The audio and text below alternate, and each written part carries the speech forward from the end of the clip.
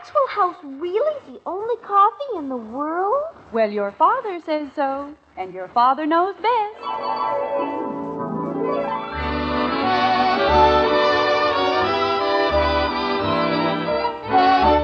Yes, it's Father Knows Best, transcribed in Hollywood, starring Robert Young as father. A half-hour visit with your neighbors, the Andersons. Brought to you by America's favorite coffee, Maxwell House. The coffee that's always good to the last drop.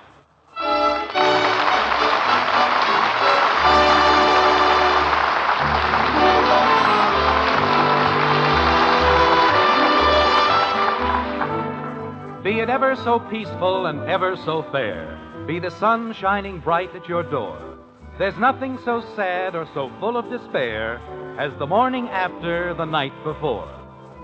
It's breakfast time in Springfield, and in the white frame house on Maple Street, all is not well. The 4th of July was a big day for the Andersons, but not as big as it might have been. That's why, on the 5th of July, the family goes to work on the greatest fall guy the world has ever known. Poor old father. Like this.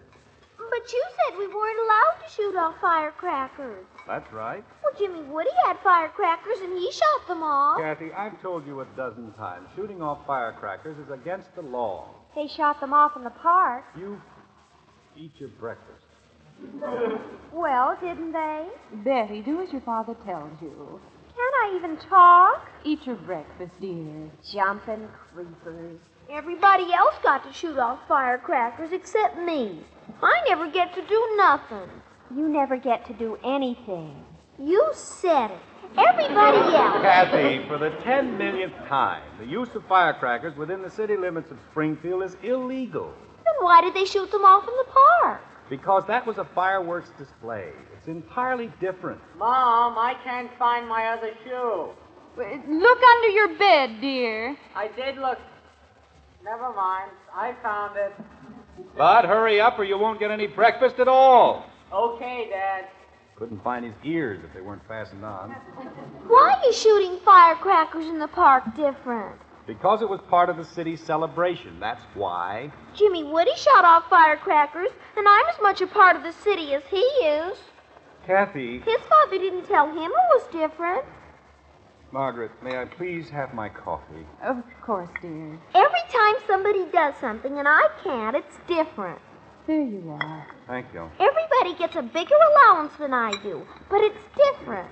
Kathy, in just about 1 minute... I have to go to bed when it isn't even dark, but that's different, too. Margaret, will you please tell her to be quiet? People don't even like me around here. I'm going to join the Wax. That's what I'm going to do. I'm going to show the whole bunch of Kathy, you. be quiet. But why can everybody else? Eat your breakfast. Gee whiz. I don't know what she's got to complain about. I was the only girl at the whole dance who had shoulder straps on her dress. Now, don't you start. Father, if you just wouldn't be so old-fashioned. I am not old-fashioned, but I will not have my daughter traipsing around in a dress that's held up by nothing but a prayer and a city ordinance. Jim, there's really no reason why... Well, for the love of... Margaret, one of these days, that boy's going right through the stairs, so help me. I don't think so, dear, but I'll speak to him again. It's like living in a house with a bull rhinoceros. Good morning, everybody. What's cooking? Father is. Betty, please. Bud, is there any reason why you can't come down the stairs like a normal human being? How do they do it? They walk. That's what I did. You... May I have the cream and sugar, please? Here you are, dear. Thank you. Nobody even cares if kids have fun on the 4th of July. Dad. Kathy, let me explain it to you once more. The reason children are not permitted to have firecrackers is a very simple one. They don't want us to have any fun. They don't want you to get hurt. Dad. Jimmy Woody had firecrackers and he didn't get hurt. Good. He only got 3 little blisters Fine. on each hand. Dad, What is it, Bud? do you know how old Jerry Wilson is? 87? He's 12. Well, he certainly had me fooled. Would you care for some more toast, dear? No, thank you. This will be fine. And his father bought him a gasoline scooter. Bud. I'm 15, and I had to go to the picnic on a bicycle. How would you like to wear an evening gown with shoulder strap? I don't even like the 4th of July. I never saw such an awful day in my whole life. Well, you all had a pretty miserable time yesterday, didn't you? Well, gosh, Dad, if a 12-year-old kid can have a gasoline You scooter... had nothing on your busy little minds but firecrackers and shoulder straps and gasoline scooters. Important things like that. Father... Nobody thought about the 4th of July, what it means, what it is. When I was a boy, the biggest thrill of the year was raising the American flag on Independence Day. But you were busy with more important things. Maybe that's the trouble with a lot of people in this country. They haven't the time to honor their flag or think of what it means to them as individuals, as a people. Holy cow, Dad. Be quiet, Bud, and listen. Yes, ma'am. We've all lost sight of the fact that the freedoms we take so much for granted, the right to speak our minds, the right to live as we choose, weren't always ours. Less than 200 years ago, our ancestors had to fight for them. And they didn't intend that Independence Day should be spent killing one another on the highways or blowing ourselves to bits with firecrackers. They fought, and some of them died, to give us freedom. And now we've forgotten them. Father, we know all about Thomas Jefferson and Benjamin Franklin. I know about George Washington. I don't mean people like that, kitten. I mean plain, ordinary people like ourselves. The families of merchants and lawyers and hard-working farmers. Those are the people we've forgotten. The people who fashioned a whole new nation out of blood and tears and gossamer dreams. You know, 175 years ago, there was no United States of America. There was only a feeling of great unrest and resentment among the American people. In the larger cities, Boston, Philadelphia, New York, there was a sort of seething tension in the streets, in the coffee shops, everywhere. But life went on. People lived as they must always live.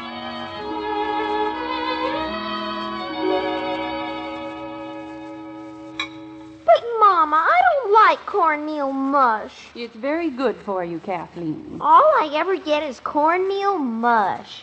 We'll have no arguments, child. Eat your breakfast and be quiet. Yes, Papa. Father. Betsy, this is hardly the time to interrupt your father. But, Mother. Later, dear, please. I'm quite finished with my newspaper. May I have my coffee, please? Yes, dear. I hope I roasted the beans long enough this time. I'm sure you did, my dear. Thank you. James. Margaret, if you and Betsy intend to speak of that dress again, may I warn you now that you are wasting your breath. Father, the widow Southgate says they're the latest style, and if only you weren't so old-fashioned. I am not old-fashioned. I pride myself on being as modern and as well-informed as these changing times allow. But I will not permit a daughter of mine to risk the vapors in a low-cut bodice. Dear, the widow Southgate tells me... Mother! Jamie, how many times have you been told not to shout from the top of the stair? But I can't find the buckle for my other shoe. Margaret, will you please instruct your son? Jamie, have you looked under your bedstead? Yes, ma'am, I've looked. Never mind, it was inside of the shoe. I'm very concerned about that young man. James, he's only a boy. He's 15 years old and preparing to enter the university. How can he expect to make his way in the world if he can't keep track of his shoe buckles? Mother, you were going to tell Father what the widow Southgate said. Well... Margaret, I have told you repeatedly that we cannot do business with the widow Southgate. James, I've known Amanda Southgate all my life. She has been denied a permit under the terms of the Lord North Restraining Act. And as an attorney sworn to uphold the law, I cannot permit you to trade with her establishment. James, you know as well as I that the law is unjust. We have already taken steps to ask that it be changed. As you've asked that other laws be changed, as you've pleaded for representation in the government of the colonies, as you've asked... Margaret... When will you stop asking? When will you demand that we be heard? When we have exhausted every peaceful method of petition. When we know deep in our hearts that the last stone has been turned. Jamie! Jamie! Madam, something must be done about the manner in which your son defies the laws of gravity. Has Parliament passed a law about that, too? Good morning. I trust everyone is well. Good morning, son. brother. Jamie, Yes, Father? what are you trying to establish in this constant attack on a perfectly innocent staircase? I? I presume that was you descending the stair. Or was it a band of horsemen pursuing a wild boar through our sitting room? Father, I'm certainly glad you mentioned it. Do you know Jeremiah Wilson? Did I mention Jeremiah Wilson? No, but he's only 12, and his father bought him his own horse. Jamie, I'm 3 years older than he is, and do I have a horse? I have to walk to school. Jamie, And that's a long walk, 8 squares, and everybody else in the whole school... Jamie! Yes, sir?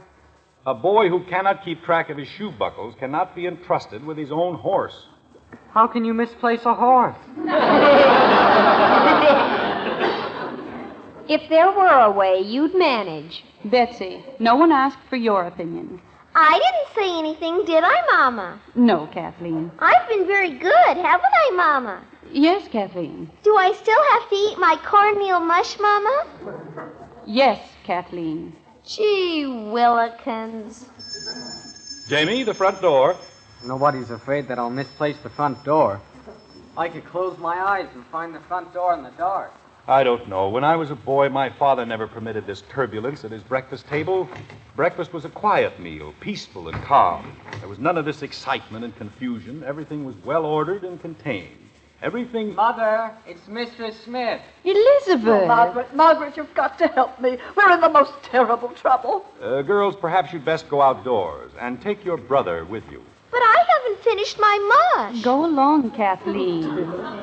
Good day, Mr. Smith. Come along, Katie. Don't call me Katie.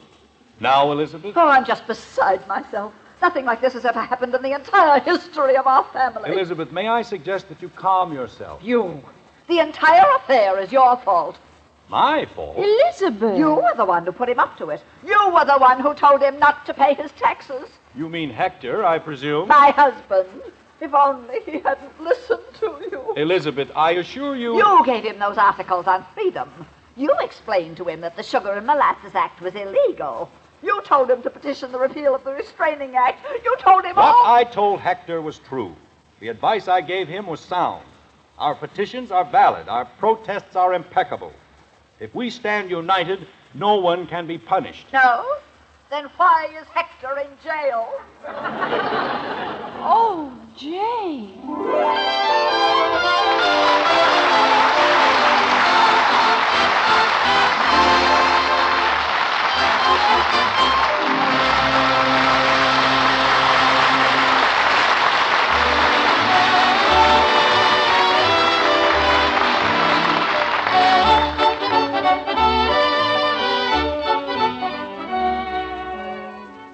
Say, that's what I call truly good coffee.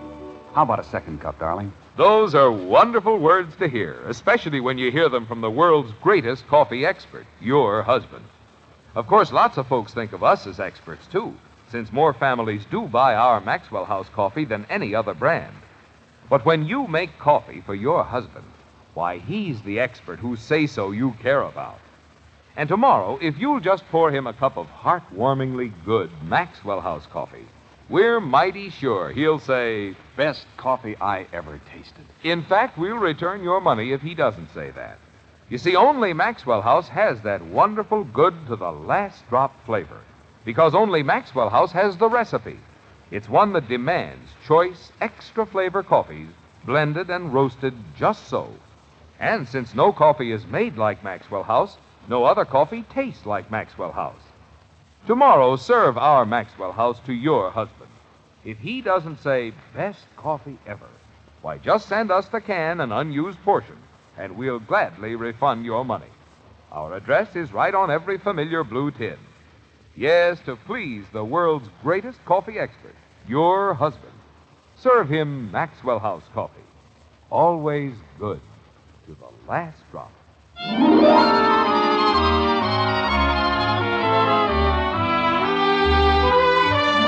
It's moments later in the white frame house on Maple Street, but the Andersons aren't conscious of time. They've been swept back to the days of the American Revolution, to the story of a family much like their own. They've moved through the streets of an early American city, through the doors of the Court of Justice, And there they sit quietly, patiently, while an 18th century Anderson prepares to defend the rights of his friend Hector Smith. Like this. Hector, you must be truthful with me. Did you say anything more? Jim, I take my oath. I told the man just what you told me to, that I was not going to pay taxes unless I had a voice in my own government. And naturally, you had to say it to a man who was a representative of the king. Elizabeth, how was I supposed to know My husband. Thousands of people in the city, and he has to argue with tax collectors. Elizabeth, I'm sure it isn't as bad as you fancy. Is it, James? I don't know, Margaret. In these affairs, one can never be sure. Oh, the disgrace. That I, a Stuyvesant on my mother's side, should live to see the day that my own husband... The court will rise. No. Margaret. Yes, dear. They're about to begin. Why don't you take Elizabeth to a seat? All right, James. Come along, dear. We'll find a comfortable bench. If only he wouldn't argue with people. If only he would listen to me. The Crown calls Hector Smith. Jim, maybe if I plead guilty, they'll give me a lighter fine. You can't plead guilty, Hector. The tax is unjust, and we must prove it so. May it please your lordship. Are you Hector Smith? I am James Anderson, your lordship, a solicitor engaged by Hector Smith for his defense. Well, step forward. Don't stand there. Yes, my lord. Jim, why don't you ask him? Please, Hector, not yet. The bailiff will read the charge against the prisoner. May it please your worship. Silence. Hector, please be quiet. The bailiff will proceed. Hector Smith, territorial colonist, is hereby charged by the Crown with failure to pay his just taxes under Section 7 of the Act governing the sale of sugar and molasses. How do you plead? Your worship. May it please your lordship, this is not a proper charge, and a plea cannot therefore be entered. Not proper? Ridiculous. I drew the charge myself. Your lordship... I insist that the prisoner plead. Is he guilty or not guilty? Is he guilty or not guilty of what, my lord? Of not paying his taxes? Yes, of this he is guilty, but these taxes are levied without reason. They are an affront to the principles of justice and democracy. Mr. Anderson, I like not your tone. Nor I a court where the magistrate draws the charges.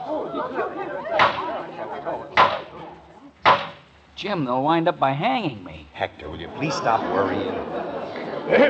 May I remind the solicitor that he does his client a disservice by such outbursts? I ask your lordship's pardon. It shall not happen again. Very well. I shall ask once more. How does the prisoner plead? He pleads not guilty, your lordship, and a host of citizens stand firm at his side. Nowhere in the history of government. The prisoner will rise. If it please your lordship. The prisoner will rise. Hector Smith. Yes, your worship. I find you guilty as charged. But your lordship. You will serve 18 months at hard labor, and your property is confiscated to the crown. No! Remove the prisoner. This is infamous, your lordship. Parliament has agreed to consider our problem. Mr. Anderson, we have no time for such trifles. Trifles? Since when is a man's freedom a trifle? Our courts are cluttered with this colonial rabble. Be satisfied that I did not order him hanged. Your lordship. Jim, don't risk your own neck. I have a right to speak. I order you to be silent. And I demand that I be heard. Bailiff! We have all been silent too long. We've asked only a voice in our own government, and to no avail. Now we shall speak with a voice of liberty and justice. We shall raise a cry of freedom that will echo through the hearts of all mankind. This is treason. This is truth. The God who gave us life gave us liberty as well. We are free men endowed by our Creator with certain unalienable rights. And among these are life, liberty, and the pursuit of happiness. The militia! Jim, it's come. It's here. Bailiff! At last it's here. The final word has been said. The final stone has been turned. Bailiff! He's gone, my lord. And gone is tyranny. Gone is oppression. Gone is the iron heel that ground justice into the dust. We are aflame, my lord. The torch of freedom is lit at last. And just as soon will be snuffed out. They'll shoot you down as they did in Boston. Let them shoot, my lord. We are patriots, and our blood will nourish the streets and meadows and wooded hills. Our bones will bleach in the summer sun and chill in the winter snow. But if one man survives, he will be free. From his sinews will come a new race of men. From his heart will come a new life. Through him we shall build a new nation in which our children will live without fear, in which justice and freedom will prevail.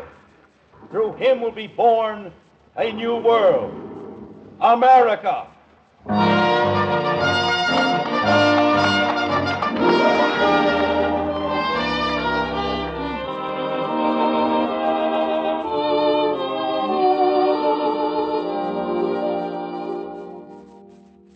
Golly, did that happen on the 4th of July? Well, not exactly, Kitten. That sort of thing went on for years, all over the colonies. Well, what did happen on the 4th of July? Oh, are you a dope? They signed the Declaration of Independence. But I wish you wouldn't speak to Kathy that way. But how can she be so dumb? All right, genius. Who signed it? What? Who signed the Declaration of Independence? Oh, gosh. Practically everybody. Bud, the Declaration of Independence was signed by 56 men. Well, that's a lot, isn't it? Daddy, Yes, Kathleen. there's only one thing I don't understand.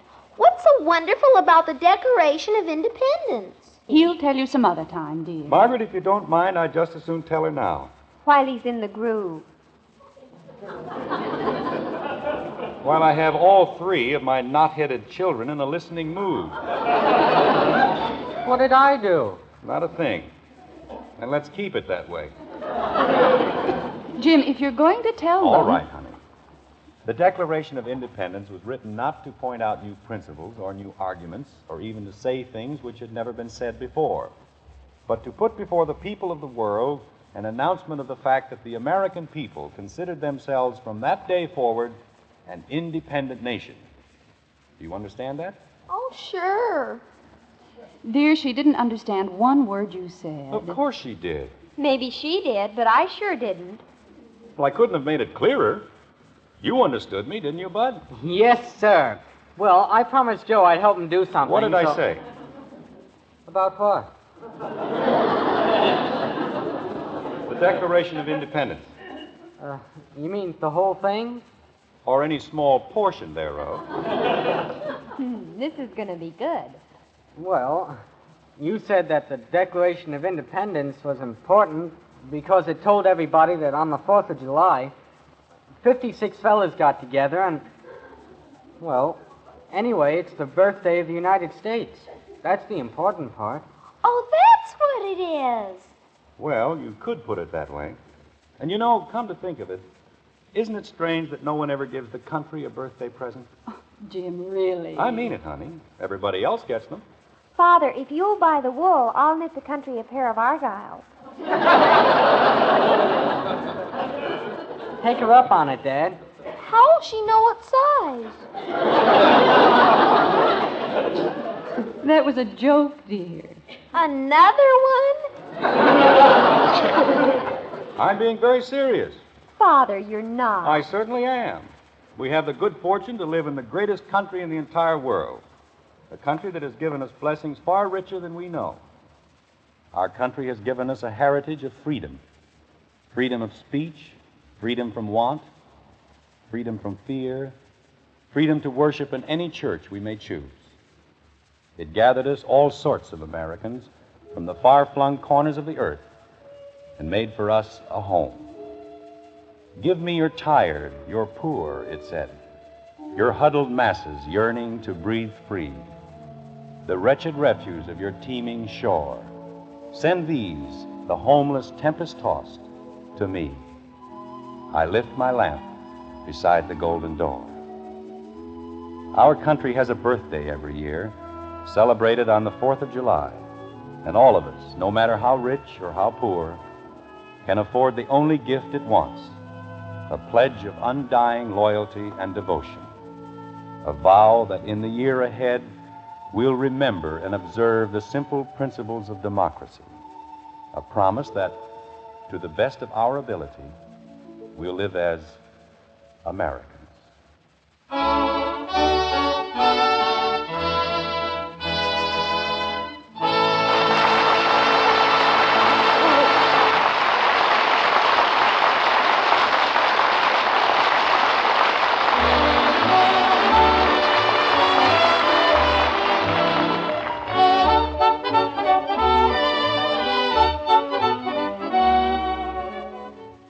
What is it that gives you so much pleasure in a really good cup of coffee? Why, it's flavor. Yes, ma'am, and naturally, for top value, you want the most in flavor for your money. So take home the one coffee famous above all others for flavor, our Maxwell House coffee. Start serving it to your husband, the world's greatest coffee expert. When he smiles with delight and says, "Best coffee ever," you'll know why Maxwell House is world famous for flavor. Then just count all the cups of truly satisfying coffee you get from that familiar blue Maxwell House tin with the big white cup and drop. That's what you call value, ladies. At your own table, then, find out how much more flavor you get for your money with Maxwell House coffee. Always good to the last drop.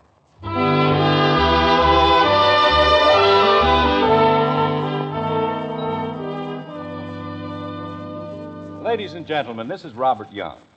Tonight, Father Knows Best brings to a close its second season of broadcasts, and all of us will leave on our annual vacations. Before we go, however, the members of my radio family have asked permission to say their individual goodbyes.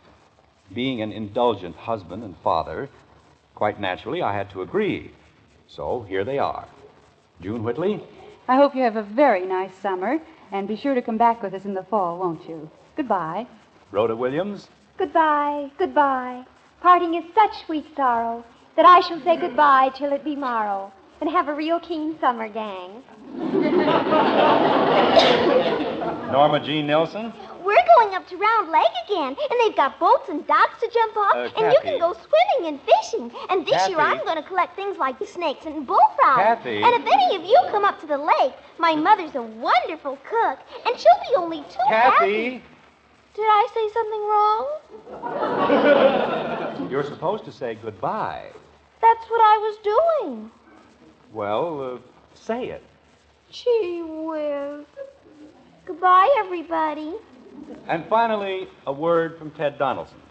So long.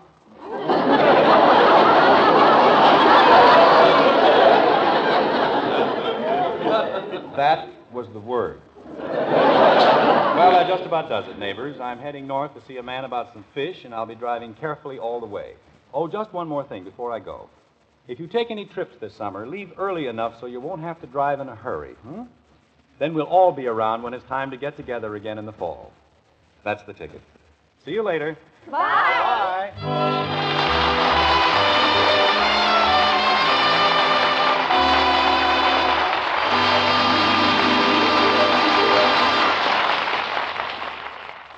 Folks, Gainsey, the famous talking dog, always says, "Gaines Meal. What about Gaines Meal, Gainsey? Nourishes every inch of a dog. It sure does. Kennel and laboratory tests prove Gaines Meal supplies balanced nourishment your dog needs for good health. Yet Gaines costs less to feed than any other type of dog food. So, folks, get Gaines Meal. America's largest selling dog food.